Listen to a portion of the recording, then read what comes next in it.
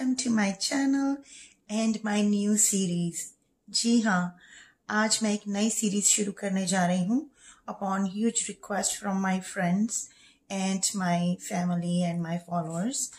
It is all about what I know in the kitchen, about my cooking skills and all other kitchen hacks। But आज की video किसी special cooking recipe पर नहीं है।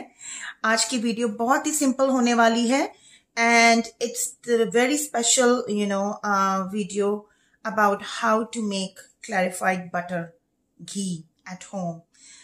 This is the most sought after topic in my circle of my Canadian friends, that how do you make ghee at home। See, in Indian homes it's very common thing, घर में घी बनाना बहुत आम बात है, क्योंकि इंडिया में हम usually full cream milk use करते हैं and then we take out the cream, we save it, we churn it, and then we make white butter, and out of that white butter we make the ghee। But that process is very lengthy, and most important is when we make ghee from that butter, क्योंकि it's a storing process। कितने भी कोशिश कर लो, like there is a bit of foul smell when we make the ghee। But आज मैं जो आपको तरीका बताने जा रही हूँ मोस्टली मेरे कैनेडियन फ्रेंड्स के लिए है, जिनके घर में फुल क्रीम मिल्क नहीं आता है। They do not store cream, but they can still make it just by using the yellow butter। They can do it by white butter too। यहाँ पर बहुत सारे ब्रांड्स के रेडीमेड white butter भी मिलता है, but still with white butter there has to कुछ ना कुछ फाउल स्मेल आएगी ही आएगी। But with yellow butter there is no smell at all. In fact you will start smelling like ghee, it's like khushbu, it's like a good smell when you make it। And the process is going to be very simple। It's a timed process, mind it, it's a timed process। If you take more time or less time, either the ghee is not done properly, water content उसमें ज्यादा है, और आपने उसको ज्यादा जला दिया है, and the residue is not of any use जो बचेगा। तो without any delay let's move on to the video। So जैसे आप देख रहे हैं, यहाँ मैंने 5 slabs of butter के लिए हैं। Let me tell you, these 5 slabs of butter is going to make exactly 2 kilograms of ghee। Yes, 5 slabs of butter, exactly 2 kilograms of ghee। अब यहाँ पर आप मेरी अप्रोच थोड़ा स्टिंजी मानेंगे, and I am little bit stingy, and I tell you why I'm saying that। देखिए, घी का कोई भी हम डब्बा यहाँ पर जो नॉर्मली आता है वो 1.6 किलोग्राम का होता है, around $25। If on sale, if you are lucky, you can get it around $20 to $22, but mind it, it's 1.6 kilograms only. और सेल पर बहुत कम आता है घी, यूजुअली फेस्टिव सीजन में तो बिल्कुल नहीं आता। And if we talk about the butter slabs, they keep coming on sale all the time and they cost around like $3 each। so अगर हम simple math करें तो 5 slab हमको $15 में पड़ेंगे, and it is going to make 2 kilograms of ghee, pure ghee। and that is one of the main reason why I'm telling you to make it at home। first is cost effective, और दूसरे जो health benefits हैं उसकी भी quickly बात कर लेते हैं। so यहाँ मैंने कुछ health benefits पेन डाउन किए हैं घी के। आप चाहें तो जो भी मैंने यहाँ पर मेंशन किया है, आप इसे क्रॉस चेक कर सकते हैं किसी भी सोर्स से, electronic media, print media, but it has been scientifically proven that ghee has tons of health benefits। It helps in managing weight, helps in reducing the risk of many including the coronary diseases। It helps in delivering the babies, excellent for your skin, excellent for your digestive system। और benefits of making it home तो मैं आपको बता ही चुकी हूँ। It's 100% pure and safe and cost effective। तो चलिए quickly देखते हैं कैसे बनेगा हमारा ये घी। अब सबसे इम्पोर्टेंट बात है, आपको बटर लेना कौन सा है। You don't have to take the salted butter, it's going to be unsalted butter. चाहे आप व्हाइट लें, आपकी चॉइस है, चाहे आप येलो लें, but it has to be unsalted. So see हमने 5 slabs ऑफ बटर लिए हैं, और इसको अब हम सबसे पहले मेल्ट करेंगे, then will gonna bring it to boil. See, as I said, process is very simple, it's just has to be timed and done properly. You have to keep a regular watch so that it doesn't burn out or it doesn't left out. So हमने सबसे पहले इसको 5 slabs को हमने इस pan में डाल दिया है. पैन आप इतना बड़ा लें क्योंकि जब ये बॉयल होगा इट्स गोना राइज अप. सो आप पैन लें और एक लैडल लें बड़ा सा, जिससे आप कंटिन्यूअसली स्टर करते रहें ताकि ये बाहर ना आ जाए. So if you are using hot plates, the heat retention will be higher as compared to the coil or regular gas stove.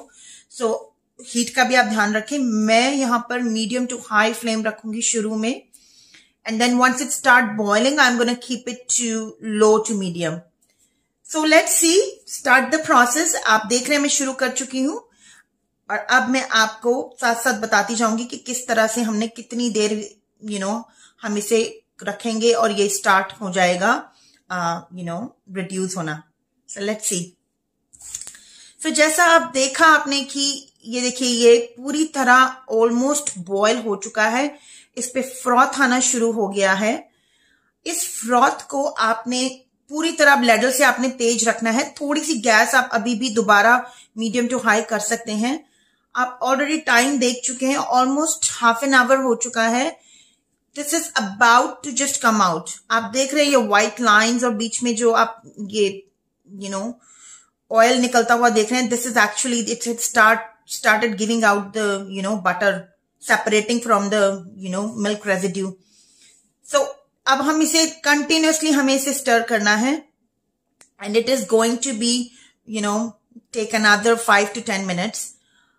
अगले 5 मिनट के बाद मैं गैस टर्न ऑफ करने वाली हूं. अगर आप गैस स्टोव यूज कर रहे हैं या आप हॉट कॉइल यूज कर रहे हैं, it is up to you. मैं इसलिए बंद कर दूंगी गैस क्योंकि मैंने जैसे कहा था हॉट प्लेट्स रिटेन करते हैं हीट. काफी हीट है इसमें. It can actually cook it for another 10 minutes. So I turn off the gas और मैं इसे ऐसे ही इस पर पड़ा रहने दूंगी क्योंकि हॉट प्लेट पर गैस जो हीट है वो रिटेन होती है. तो ये जो रेजिड्यू है ये अपने आप सेटल डाउन हो जाएगा और घी बिल्कुल पूरी तरह सेपरेट हो जाएगा. तो मैं अब गैस टर्न ऑफ कर रही हूँ और मिलते हैं अब इसे जब हम सेव करेंगे.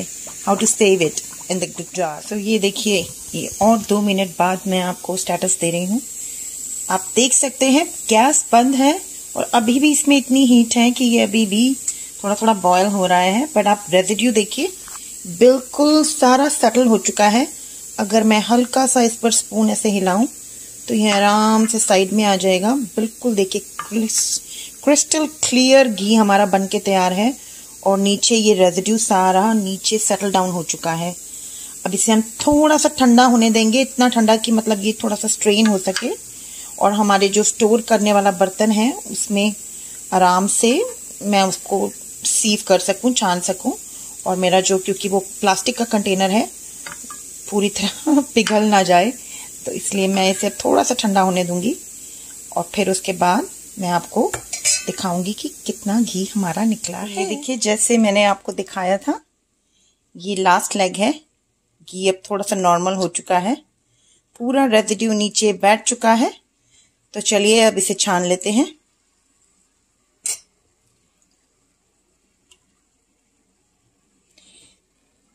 आप इसको जार में डालने से पहले सिर्फ इतना ध्यान रखें कि इसका टेम्परेचर बिल्कुल भी बहुत ज्यादा गर्म ना हो.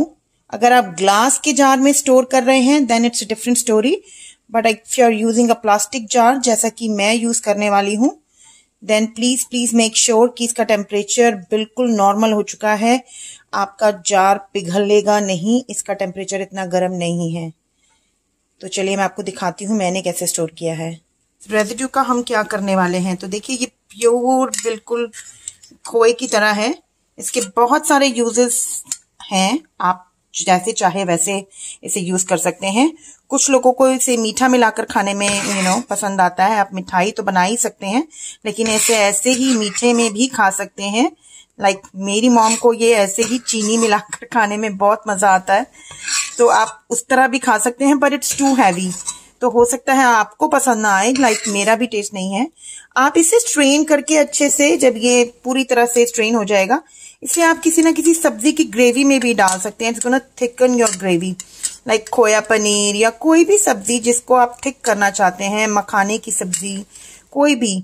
तीसरा यूज इसका है आप इसे थोड़ा सा जमने दें, थोड़ा सा इसे क्रम्बल करें। इसमें प्याज, टमाटर, बाकी की सब्जियां मिलाकर, बाकी की प्याज, टमाटर या कोई भी सब्जी मिलाकर आप इटसेल्फ भी एक सब्जी बना सकते हैं मटर वगैरह डालकर। चौथी चीज है, इसे पूरी तरह से अगेन क्रम्बल कर लें, जमने दें, क्रम्बल कर लें और इसके अंदर थोड़ा सा पनीर, प्याज वगैरह मिलाकर इसकी स्टफ पराठे भी बना सकते हैं। तो ये थी हमारी आज की घी बनाने की स्टोरी। तो देखिए पूरी कढ़ाई सफा चट हो चुकी है। ये मैंने पर्पसली थोड़ा सा छोड़ा है क्योंकि इसे मैं यूज करूंगी अपनी सब्जी बनाने के लिए। सो सी, कितना सुंदर, कितना बढ़िया घी निकला है। Look at this. Look at the clarity. It's like pure, rich, golden color. I cannot imagine this like बाजार का घी। अब एक चीज मैं और आपको बताऊंगी, जो हमारे इंडियन फेलो फ्रेंड्स हैं वो अच्छे से जानते हैं। एक कहते हैं कि जो घी शुद्ध होता है वो बहुत ज्यादा कर्डल होता है, लाइक दानेदार बनता है। लाइक इट्स लाइक जब ये सेटल डाउन हो जाएगा और ये थोड़ा सा कंसिस्टेंसी इसकी सॉलिड हो जाएगी तो ये दानेदार होता है। It's not like floating consistency. तो जब ये घी बन जाएगा, I am gonna share the picture after it's gonna settle down and comes in the solid form. तो अब हम इसे स्टोर करेंगे डिपेंडिंग ऑन आपके पास क्या ऑप्शंस हैं। मैं तो घी का डब्बा ही यूज करती हूँ मेजरमेंट की वजह से भी, और दूसरा मेरे पास यही डब्बे हैं, पर आप ग्लास जार में भी सेव कर सकते हैं। आपके पास अगर सेरेमिक की बर्नियां हैं आप उसमें भी सेव कर सकते हैं। It's totally up to you. Just make sure कि जब आप इसे ट्रांसफर करें तो ये रूम टेम्परेचर पे आ गया हो, बहुत ज्यादा गर्म ना हो। स्पेशली अगर आप प्लास्टिक का कंटेनर यूज कर रहे हैं, you don't want it to melt it down. So ये देखिए हमारा घी बनके तैयार है। फेस्टिव सीजन है, बहुत सारे घी की जरूरत पड़ने वाली है।